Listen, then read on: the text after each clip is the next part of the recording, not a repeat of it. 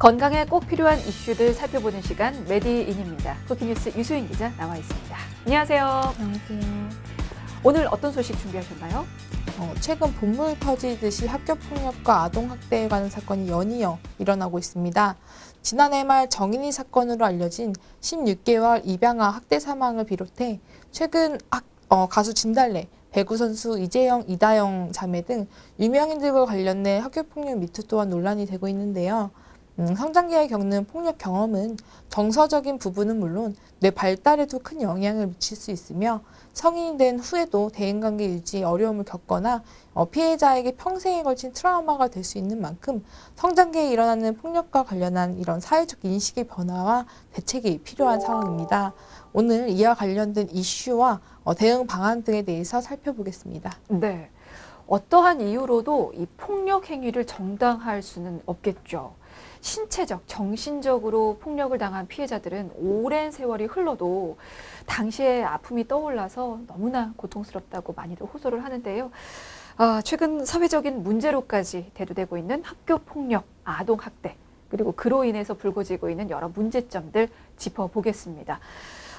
먼저 최근 가장 이슈가 되고 있는 학교폭력 관련 실태부터 좀 보도록 하겠습니다. 연이어서 학투, 일명 학교폭력 미투가 터져 나오고 있어요. 네, 체육계와 연예계를 중심으로 학폭 미투가 연이어서 나오고 있습니다. 최근에는 인터넷 커뮤니티 DC 인사이드에 그 흥국생명 배구 선수 이재영, 이다영 이 쌍둥이 자매의 학폭 가해 주장 글이 올라왔고요. 두 선수가 자필 사과문을 내고 무기한 출전 정지와 국가대표 선발 대상 제외 등의 이런 징계가 이어졌지만 분노한 여론은 잦아들지 않고 있습니다.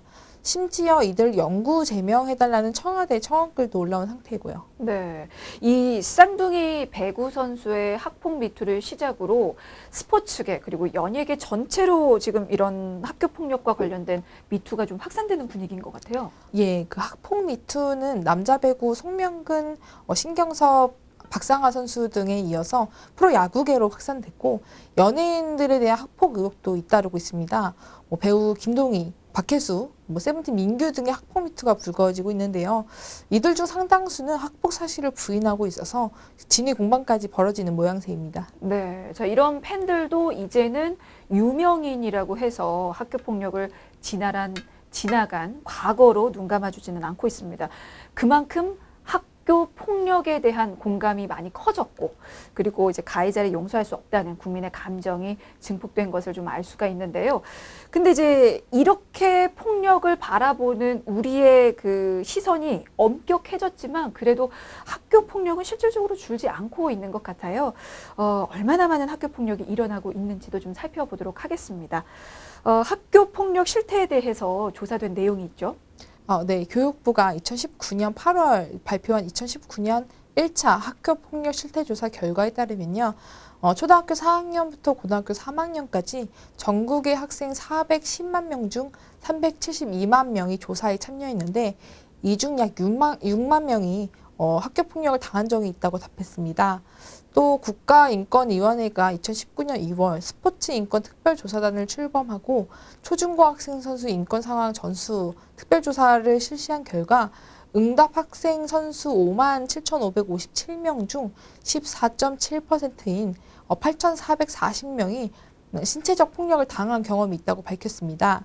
이들 피해자의 79.6%는 신고조차 하지 않는 등 소극적으로 대처했다는 결과를 감안하면요. 실제 피해는 이제 이보다 훨씬 높을 것으로 짐작됩니다. 네, 보복 당할 게 무서워서 신고조차 못하지 않았을까라는 생각도 듭니다.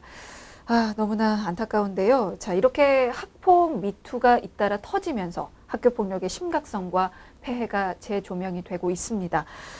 많은 피해자들이 이런 학교 폭력으로 인해서 평생에 걸친 트라우마가 남았다라고 말을 하고 있는데요. 지금 이분들이 공통적으로 주장하고 있는 피해가 어떤 것들이 있습니까? 다수 논문이나 보고서 같은 걸 보면요. 학교 폭력 피해 학생들은 우울과 불안, 예민함 등의 이제 피해를 공통적으로 호소하는 것으로 나타났습니다. 특히 장기간 피해를 본 학생들은 자아 존중감이 낮아지고 학교 생활에 적응하지 못할 가능성이 높아졌는데요. 피해 경험은 타인에 대한 경계나 신뢰 결핍으로 이어져서 정상적인 사회생활을 방해하기도 했습니다. 또 피해자들은 타인에게 거부당하는 상황에 민감하게 반응하는 그런 거부 민감성 그런 성향이 좀 높은 것으로 나타났습니다. 자, 이런 학교 폭력 피해자들은 방금 얘기 들었던 우울, 불안, 예민함, 민감성 이런 감정들을 한두 달 안고 지낸 게 아닙니다. 짧게는 몇 년 혹은 길게는 몇십 년 동안 그런 감정을 안고 지냈을 거고 아직도 그 안에서 벗어나지를 못하고 있을 텐데 10년이면 강산도 변한다고 하는데 이분들이 겪은 트라우마와 상처는 사실 세월이 지나도 해결이 되지 않는 거잖아요. 그렇죠. 그 곽금주 서울대 심리학과 교수는 최근 유명인들을 대상으로 한 학교폭력 폭로는 성인이 되어서까지 남는 트라우마 때문이라면서 피해자들은 과거에 겪은 그런 억울함과 상처 등을 지금이라도 치유하고 사과받고 싶어서 이런 폭로에 나선 것이라고 밝혔습니다. 그렇죠. 자신은 억울함, 상처 때문에 하루하루 사는 것이 지옥일 텐데 나를 괴롭혔던 TV 속 유명인들은 잘 지내는 것 같아서 그 괴로움이 더 커지지 않았을까라는 생각도 들고요. 어쩌면 나도 좀 살고 싶어서 이렇게 폭로를 하게 된 게 아닌가라는 생각도 좀 드네요. 알겠습니다. 자, 그런데 사실 지난 한 해는요, 코로나19로 인해서 등교 일수가 많이 줄었잖아요. 그러면 학교 폭력 역시도 좀 감소하지 않았을까라는 생각도 드는데요. 어떻습니까? 지난 1월 교육부가 발표한 2020년 학교폭력 실태 조사에 따르면 지난 한 해 코로나19 사태로 등교 일수가 줄어든 만큼 학교폭력은 1.6%에서 0.9%로 감소했다고 합니다. 반면 사이버 폭력 비중은 2018년 8.7%에서 2019년 8.9%, 그리고 작년 12.3%로 매년 증가 추세에 있는데요. 이른바 비대면 폭력이 상대적으로 늘어난 추세인 것입니다. 코로나19로 인한 온라인 교육 확산으로 지난해에 이어 올해도 학교 폭력은 사각지대로 이제 더 많이 숨어 들어갈 것으로 예측되고 있습니다. 학교 폭력의 그 형태도 변화하고 있는 것 같습니다. 신체 그 폭행보다도 이제는 사이버 폭력 그리고 언어 폭력 같은 관계에 기반하는 관계 폭력이 많아지고 있네요. 교육계 관계자 등에 따르면 최근 학교 폭력 양상이 기존과 좀 다른 유형으로 빠르게 변화하는 모습입니다. 물리적 가해 위주였던 과거와 달리 스마트폰 보급과 그런 SNS 이용 확산 등으로 사이버 폭력과 언어 폭력 비중이 늘고 폭력 피해 장소 역시 학교 밖 비중이 늘고 있는 것입니다.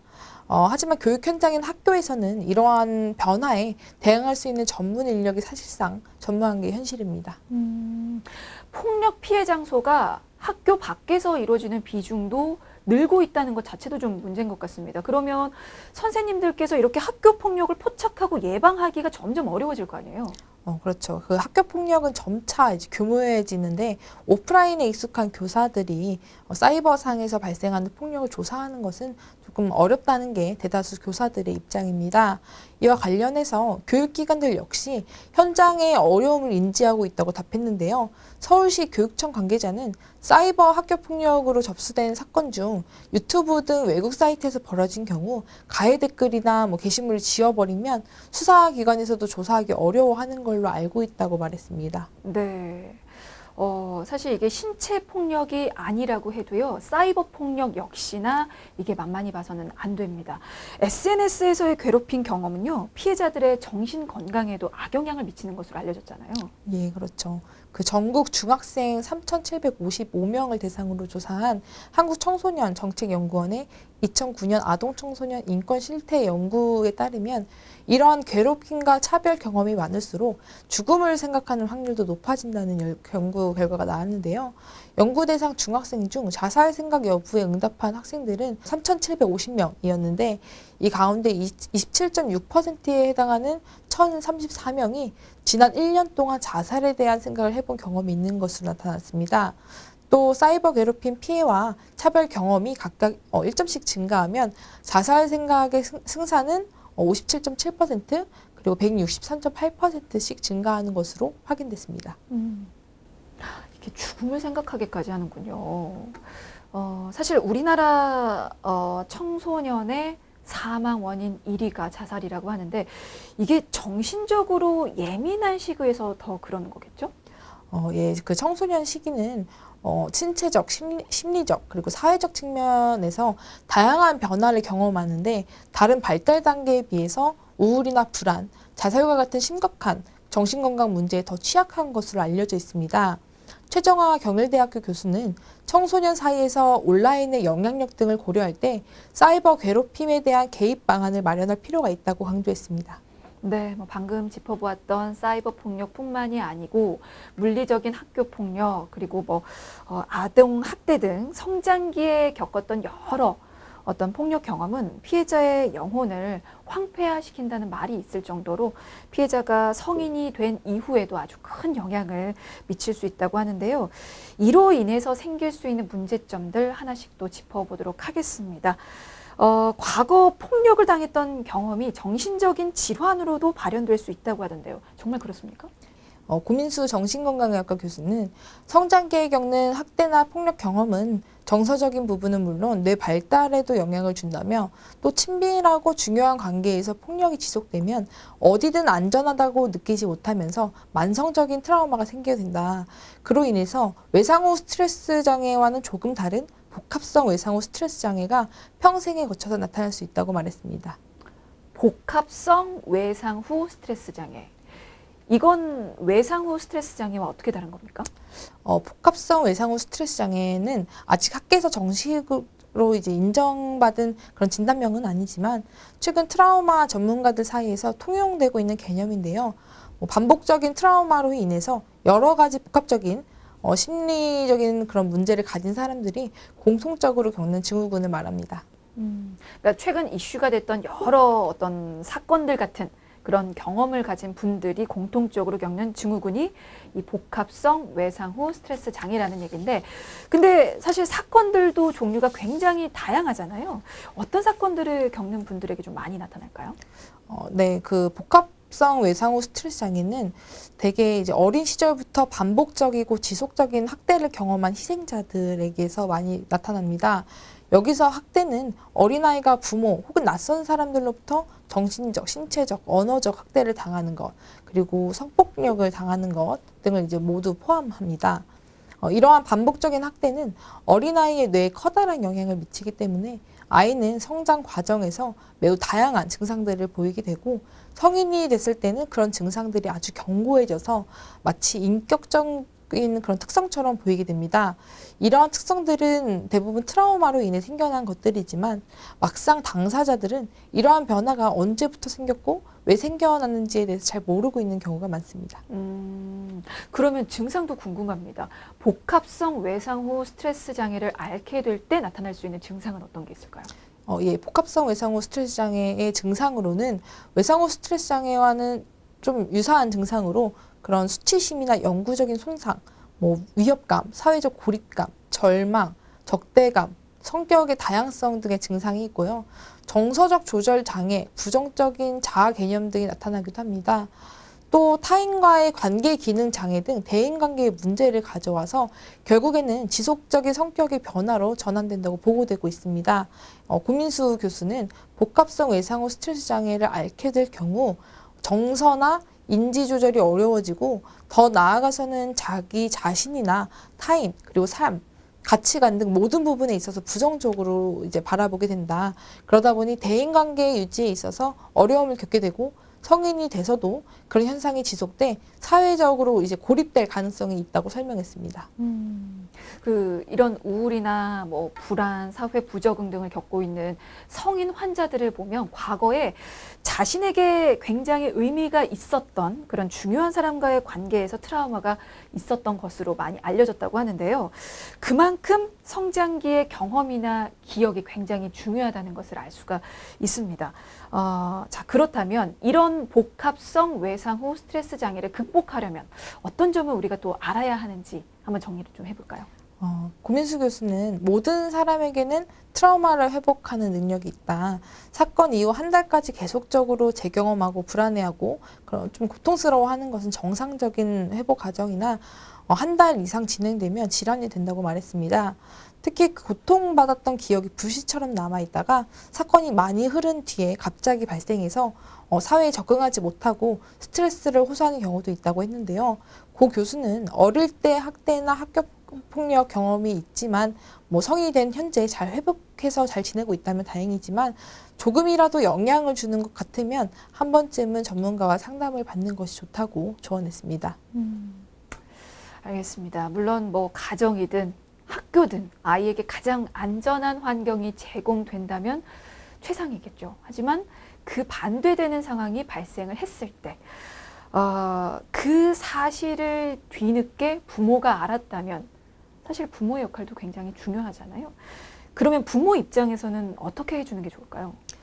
고 교수는 피해자가 겪은 일들에 대해 어릴 때 그냥 있을 수 있는 일로 이렇게 넘어갈 게 아니라 그 이후에도 이제 확실하게 안전이 보장될 것이라는 것을 알려줘야 한다며 아이는 성인처럼 감정을 말로 표현하지 못하는 경우가 많기 때문에 갑자기 짜증을 부린다거나 일탈 행동을 한다거나 성적이 급격히 떨어지는 등의 이제 변화가 나타나면 정서장애의 위험이 있기 때문에 전문가의 개입이 필요하다고 강조했습니다. 네, 사실 아무리 부모라도 아이가 말을 하지 않으면 그런 사실을 알아차리기가 힘듭니다. 그러더라도 부모라면 내 아이가 별일 없는지 잘 살펴봐야 되지 않을까 생각이 들고요. 자, 이번에는 폭력과 관련된 연구 결과에 대해서도 살펴보도록 하겠습니다. 아동 청소년기에 겪었던 폭력의 경험과 그리고 성인기에 겪는 폭력의 경험이 밀접하게 연관이 돼 있다라는 결과가 나왔습니다. 먼저 폭력을 당했던 경험이 어느 정도인지 조사 결과에 대해서 좀 들어볼까요? 네. 지난 2019년 한국보건사회연구원은 전국의 미성년 자녀를 둔 4,008명의 성인을 대상으로 실시됐던 부정적 생애 경험에 대한 회고적 조사 결과를 바탕으로 영유아, 아동, 청소년, 성인 및 노인기 등 전 세계 생애 주기에 걸친 그런 학대와 폭력 경험의 상호 관계성을 분석했는데요. 연구 결과에 따르면 응답자의 약 80% 정도가 부정적 아동기 경험을 한 것으로 나타났고 전혀 없었던 비율은 21.1%였습니다. 남성의 80.9%가 어렸을 때 부정적 경험을 했다고 답해 여성보다 그 비율이 3.8% 정도 높았고요. 0점부터 점수를 매겼을 때 7점 이상 높은 부정적 경험이 있는 비율도 남성이 11%로 여성 5.3%에 비해 한 2배 이상 높았습니다. 그렇군요. 이게 아동 그리고 청소년기에만 폭력을 당하는 건 아닙니다. 성인기에도 충분히 발생할 수 있는 일인데요. 성인기에 겪게 되는 폭력은 주로 어떤 게 있습니까? 성인기에는 군대 폭력 경험이 좀 두드러졌는데요. 응답자의 65.3%가 군대 폭력 피해자였고 48.4%는 가해자였습니다. 직장 폭력 피해를 겪은 사람은 25.7%였는데 이는 가해 경험에 비해 수배가량 높은 수치였습니다. 데이트 폭력은 5.6%가 피해 경험을 했고 5.1%는 가해 경험이 있다고 답했는데 피해율은 여성에서 가해율은 남성에서 높았던 것으로 조사됐습니다. 네. 자, 그리고 약자에 대한 학대와 폭력은 반복되기도 한다고 하는데요. 이게 지금 아동기에 그런 경험을 겪었던 사람이 성인기에도 폭력을 또 경험하는 경우가 많다는 거죠? 예, 아동기 부정적 경험이 있으면서 성인기에도 폭력을 겪은 응답자는 전체의 41.6%를 차지했습니다. 과거 피해를 경험하지 않는 비율은 18.8%에 그쳤습니다. 정리해보면 성인 10명 중 8명은 아동기 한 번이라도 폭력이나 학대 등 부정적인 경험을 한 가운데 절반가량은 성인이 된 이후에도 폭력 피해를 겪은 것으로 나타났습니다. 그 트라우마는 정말 지울 수가 없을 것 같습니다.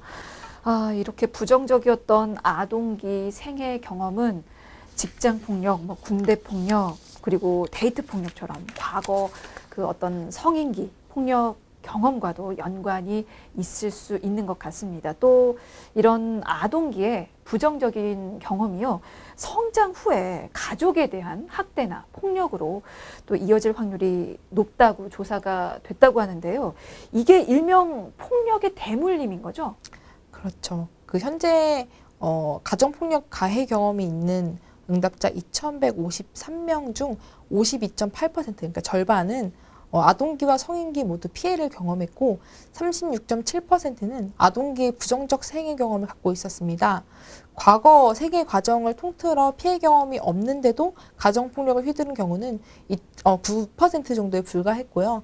또 아동기 부정적 경험 점수가 0점인 경우 자녀 학대의 가해 경험이 16.2%로 확인됐지만 7점 이상인 경우에는 67.1%로 4배 이상 높은 것으로 분석됐습니다. 또 배우자 폭력 그리고 노부모 학대의 경우에도 아동기 부정적 경험 점수가 0점일 때 그 배우자 폭력 가해가 4.6%로 나타났지만 7점 이상인 경우에는 61.2%로 13배 이상 높은 것으로 확인됐습니다. 네. 이게 아동기 때 이런 폭력을 겪었던 경험이요. 성인기 폭력 피해와 맞물려 있고 이건 다시 현재 가정폭력 가해 경험에 또 영향을 미치고 있다는 걸 알 수가 있었습니다. 학대 그리고 폭력이 미치는 장기적인 영향 그리고 결과가 얼마나 큰지 정말 크다는 걸 좀 알 수가 있었는데 이런 연구 결과들을 쭉 들어보니까요. 어린 시절의 폭력, 학대 경험을 예방하는 것이 얼마나 중요한지 다시 절감하게 됐고 왜 중요한지 뼈저리게 느끼게 됐는데 이에 대해서 전문가들은 지금 어떤 지적을 좀 하고 있습니까? 전문가들은 학대와 학교폭력 문제에 대한 정부 개입 그리고 제도 개선이 필요하다고 지적하고 있습니다. 김유희 한국보건사회연구원 부연구위원은 학대와 폭력은 물리적인 힘이나 위계, 의존, 그리고 취약성 등의 불균등한 권력 관계에서 기인하고 약자 집단이나 개인에 대한 학대, 폭력의 경우 피해가 장기화될 수 있다며 이를 야기하는 불균등한 구조에 개입해서 피해자를 학대, 폭력 상황에서 벗어나게 하고 행위자에 대한 처벌을 통해서 그런 피해자의 인권을 보장할 필요가 있다고 주장했습니다. 또 학대, 폭력에 대한 사법적 정의와 함께 피해자 회복을 위한 개입이 필요하다며 학대나 폭력이 초래하는 신체적, 정신적 손상과 장기적 피해를 고려할 때 가해자 처벌 등의 사법적 정의를 실현하는 것과 동시에 피해자의 치료와 회복을 위한 그런 접근이 요구된다. 특히 학대, 폭력은 전이되고 또 순환 반복되는 그런 특징을 가지기 때문에 피해자의 치료와 회복을 위한 그런 적극적인 개입이 요구된다고 부연했습니다. 네. 이게 과거의 피해자가 현재의 가해자가 돼서 학대 등 부정적인 경험을 대물림하는 것. 사회적으로 정말 심각한 문제가 아닐 수가 없는데요. 근데 현재 이런 것보다는 교육에 너무나 많이들 더 많은 관심을 쏟고 있는 것 같습니다. 근데 아동 발달 단계에 맞는 교육도 물론 중요하지만 이런 아동들을 대상으로 하기보다는 성인들 대상으로 한 어떤 혼전 교육이라든지 부모 교육, 산후 교육 같은 그런 교육들을 좀 늘릴 필요가 있어 보이지 않나라는 생각이 들고요. 물론 학교 폭력을 막기 위한 근본적인 대책도 마련이 돼야겠죠. 얘기를 하다 보니까 이게 누구든 하루빨리 먼저 발빠르게 움직여줬으면 하는 바람이 드네요. 알겠습니다. 자, 메디인 오늘은 여기서 마칩니다. 국민뉴스 유수인 기자였습니다. 고맙습니다. 감사합니다.